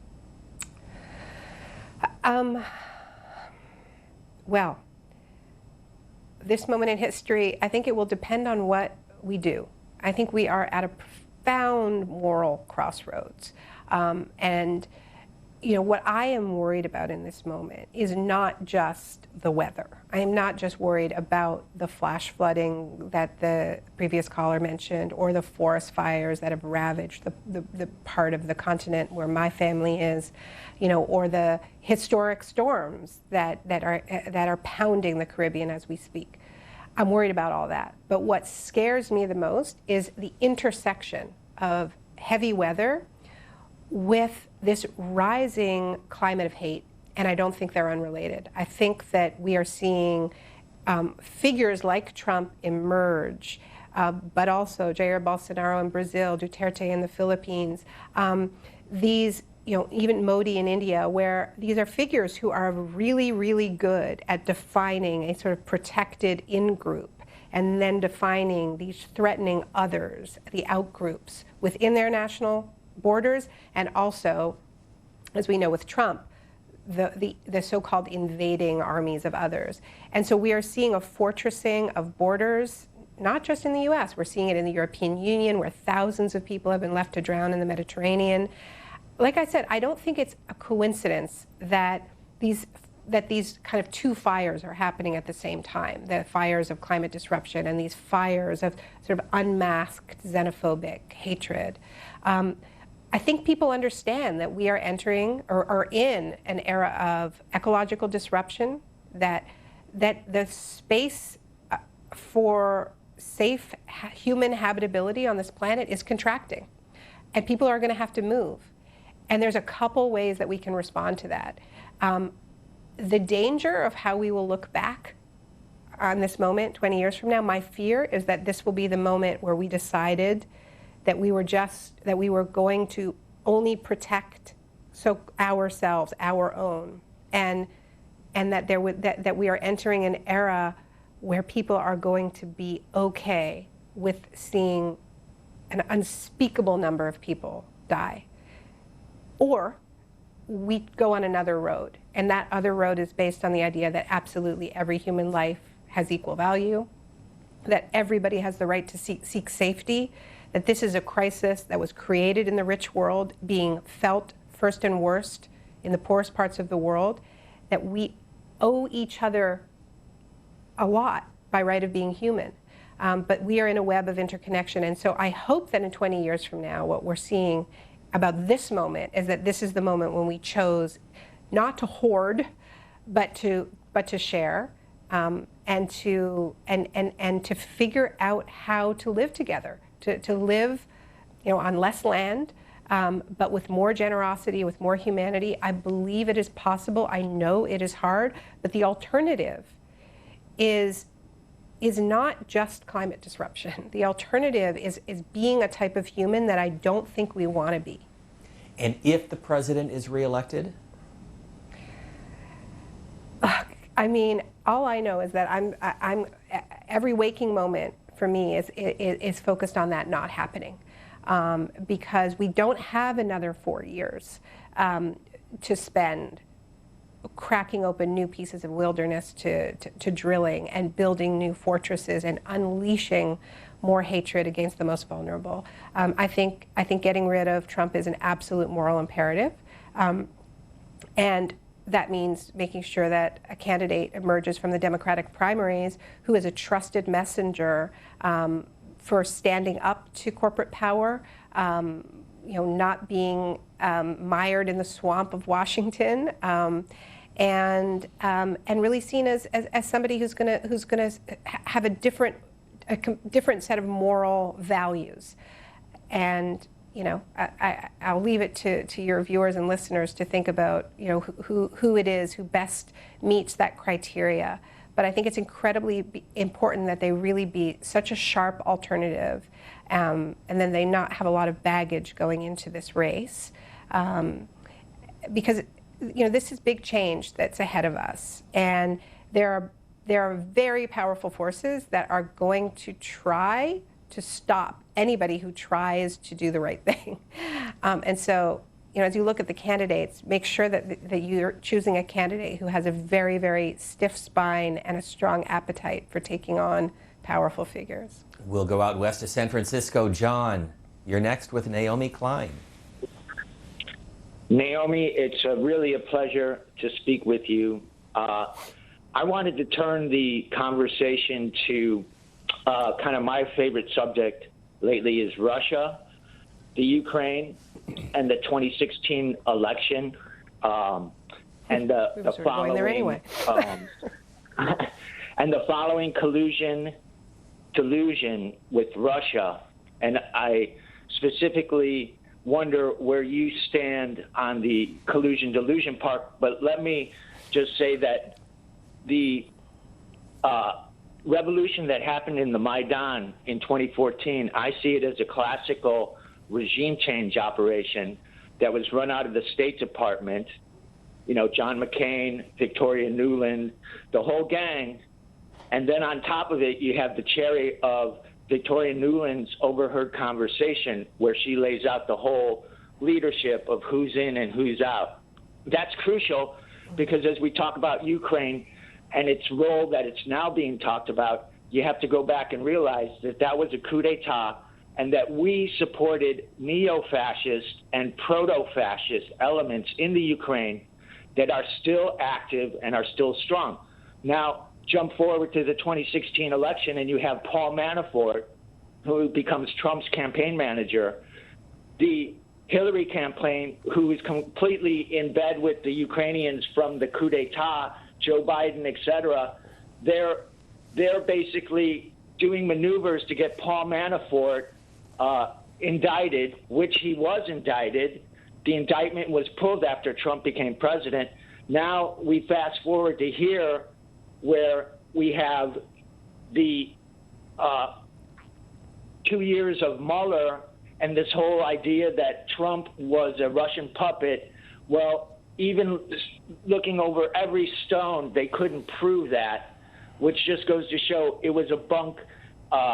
It was a bunk accusation from the beginning. So now, John, I'm going to jump in so we get a response from Naomi Klein. Thank you for the question and the comment. Well, I'm not sure that I agree that there's absolutely nothing there, but I do, you know, I obviously they didn't make the case, an impeachable case around Russia, but what's going on now with Ukraine, I mean, certainly relates to what I was talking about earlier in terms of who the candidate is that runs against Trump. I mean, I would encourage anybody who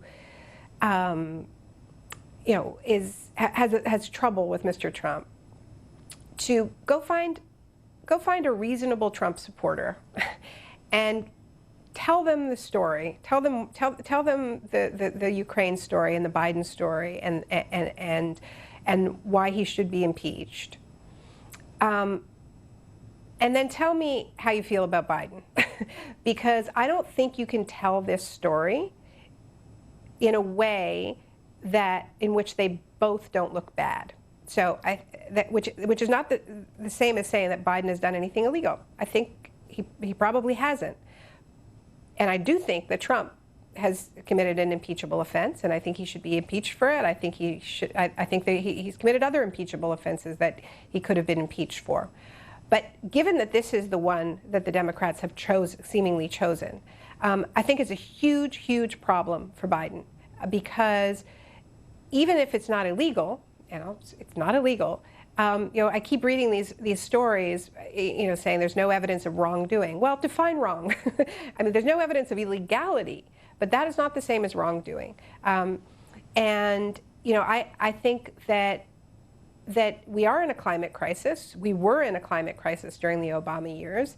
The Obama-Biden presidency was all about natural gas. Their interests in Ukraine were all about increasing natural gas production. You know, the fact that a sitting vice president's son would be on the board of an energy company of any kind, but a foreign energy company, a natural gas company, getting $50,000 a year, it's the kind of fossil fuel nepotism that isn't good for politics or the planet. And I think we need a much cleaner break with this kind of, you know, like, I think it's a cesspool, frankly. And I think that when, after the 2016 elections, the New York Times actually asked me to write an op-ed responding to the claim that Hillary's loss meant that no woman could be president, and sort of addressing this sort of, there were a lot of women who took it very personally. What am I going to tell my daughters? Does this mean the United States is just too misogynist to ever have a woman lead? And I wrote an op-ed making the argument that I do not think that is what we should take from the 2016 election, because I feel that Hillary Clinton was too compromised a candidate on a lot of fronts to run as hard as she needed to run against Trump. Now, one of the ways in which Trump was vulnerable was that he had multiple women accusing him of sexual misconduct. And Hillary Clinton was not able to go after him on that because she was too compromised because of Bill Clinton. And that was one of the reasons, among many others, that she lost the election. So trade and NAFTA was another. Another one. But the point is that her hands were tied behind her back because of her own compromises. And I would say that one of the things that Trump is most vulnerable on is his own self-dealing and the nepotism in his own family, which may not be illegal, but is certainly improper and certainly flies in the face of him claiming that he is standing up for working America and is just all about those workers. I think it's one of the areas that he's most vulnerable, having to do with the various ways in which his family has profited from the presidency. Now ask yourself, is Joe Biden a trusted messenger for that message, given what we're learning about Hunter Biden, or are his hands tied behind his back in the way that Hillary Clinton's were tied behind her back on multiple fronts, including, you mentioned trade, other fronts? We need a candidate whose hands aren't tied behind their back. Trump is a formidable foe. And so please, don't make it Joe Biden. I just would like to say that. We'll go to Frankfort, Kentucky. Nancy, you're next. Go ahead, please. Hi. I'd like to get back to what we were discussing about FDR and the New Deal, because I didn't think that Ms. Klein was aware that the Economic Stabilization Board was run by first, the man who did that was his treasurer, Frederick Moore Vincent, and he was a congressman who helped pass the 16th Amendment, which is the income tax amendment. And I think a lot of what she wants to accomplish could be done using Article 5 of the Constitution. After Mr. Vincent quit being the treasurer, after he left the Congress, passes the 16th Amendment, and then became treasurer for FDR, it was not the 1929 crash happened before FDR became president, and the Economic Stabilization Board was in response to the Depression. So after they got that stabilized, Mr. Vincent went on to sit on the Supreme Court. He was from Kentucky. Our Kentucky's had a long history with Russia because they are our largest neighbors. If you cut Alaska in two, you'd have two states bigger than Texas. I think Ms. Nancy, go ahead. What's your final point? Constitutional amendment. Okay. Nancy, thank you for the call from Kentucky. I think I'll treat it like a comment. We'll go to Margaret joining us from Willits, California. Thank you for waiting, Margaret. Go ahead. Hi, thank you.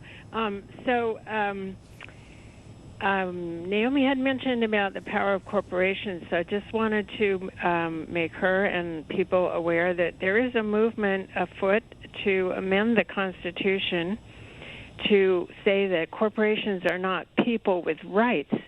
A corporation is a useful device for organizing people and money and resources, but it should be in the public interest. A corporation is formed by an act of government, the corporate charter, and since we have a government of the people, supposedly, the corporation should serve the people rather than the other way around.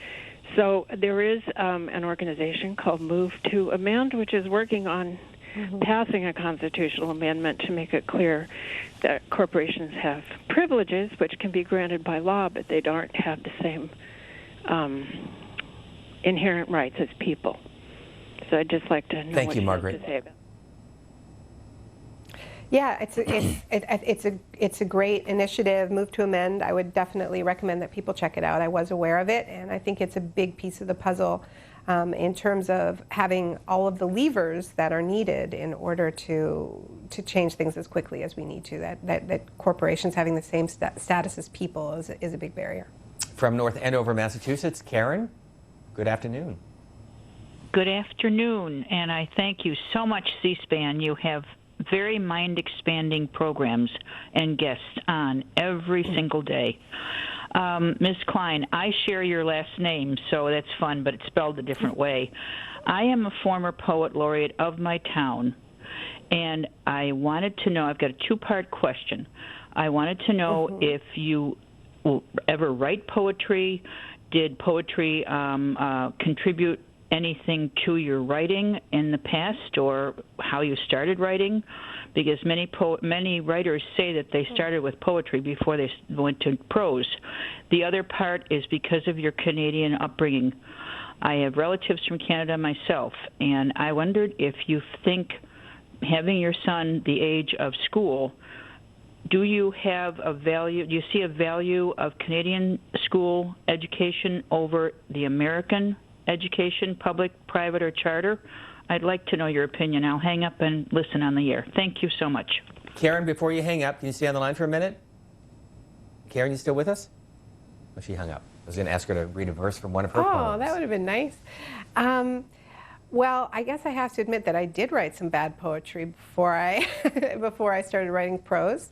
Yeah, it was definitely my first sort of writing passion, but I haven't done it in many years. I would think that would be hard, poetry.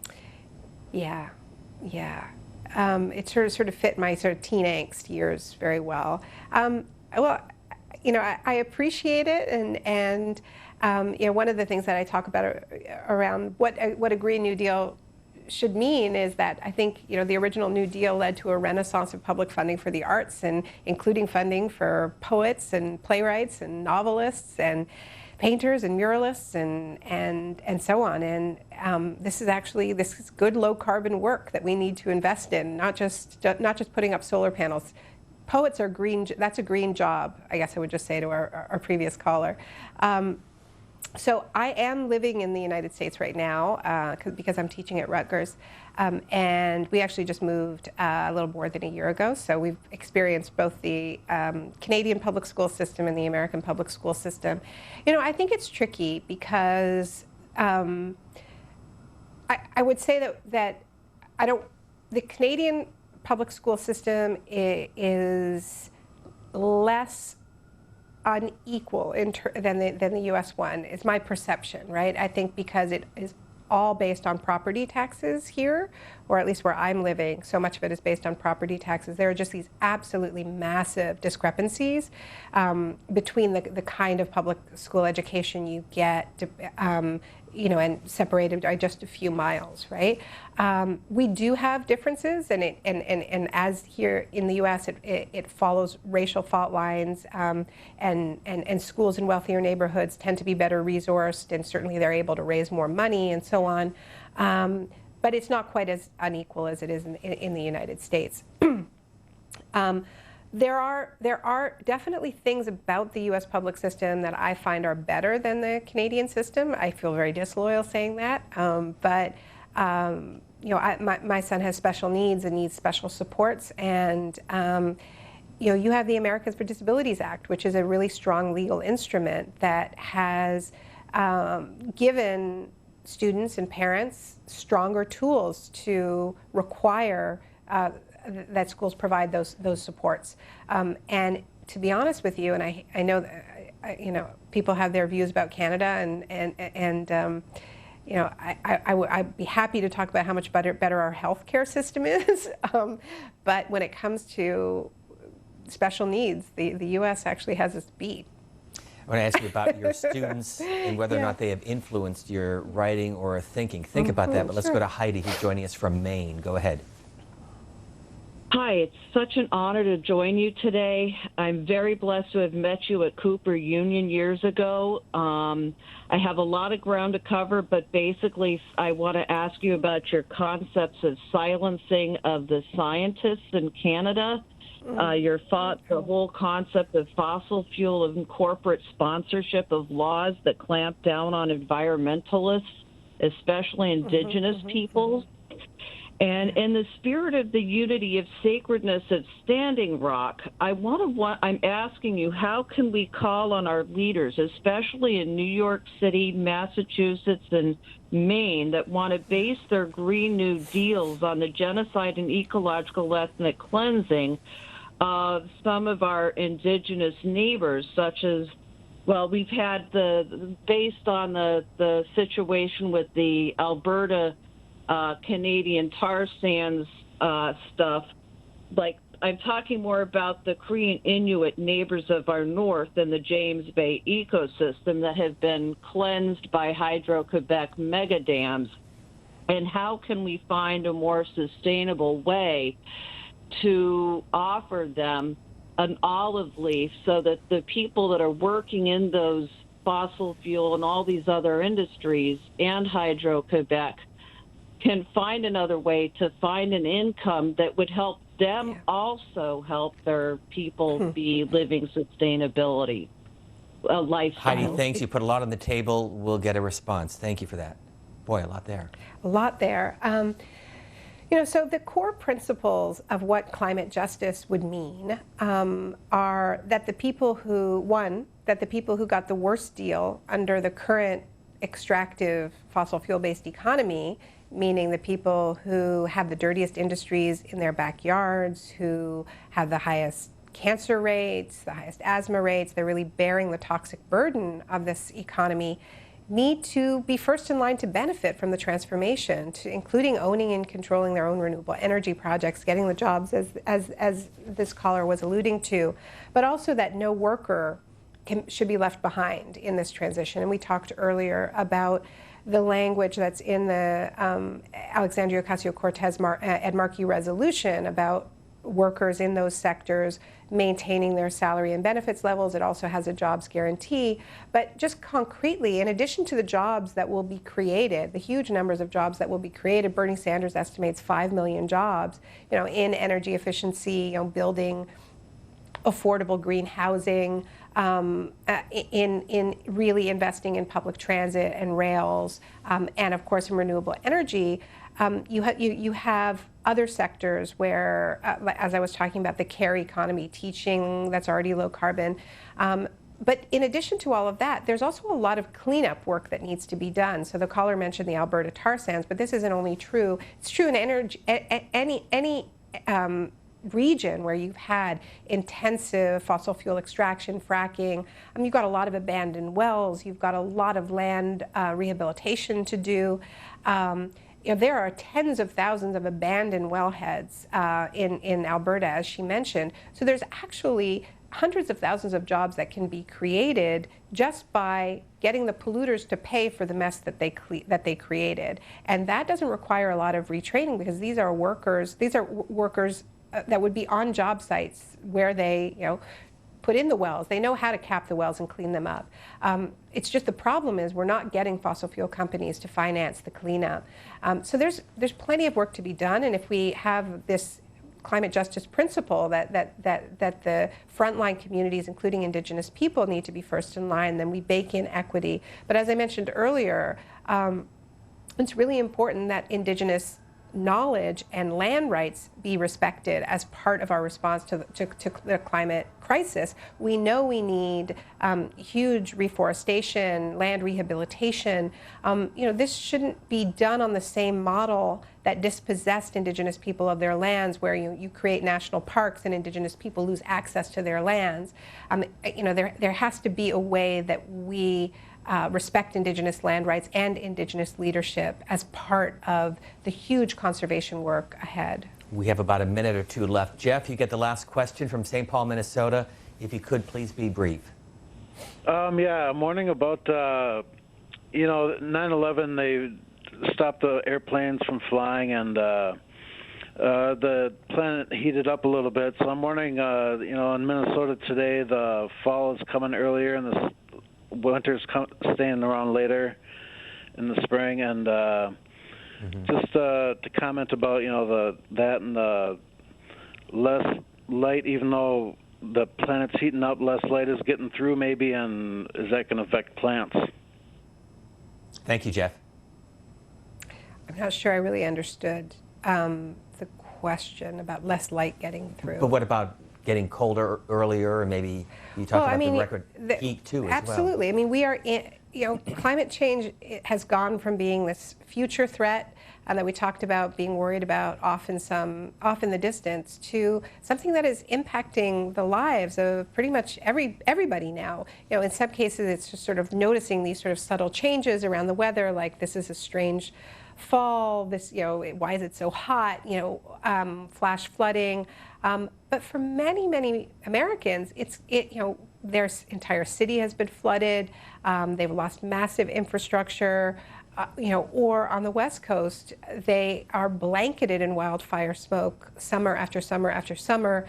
I was recently in Paradise, California, which was razed to the ground by this historic campfire. So this is not an abstract issue. This is not a far-off emergency, and we're seeing this reflected in the polls. This is a huge shift since I started writing about this. Americans are now ranking concern about climate change at the very top of their concerns alongside health care.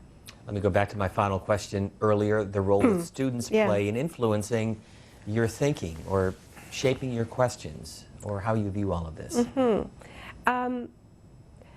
Well, I think young people generally have the young people who I talk to, my students, also I meet young people everywhere I go. I partnered for this book tour with the Sunrise Movement, which is a youth climate justice movement that has been demanding a Green New Deal. And everywhere I go, I have a private meeting with them before I do my public events, and they are worried about everything from whether it makes sense to be going to college. They're so uncertain about the future, whether they should have kids. I get questions like this because they're so concerned about what the future might hold.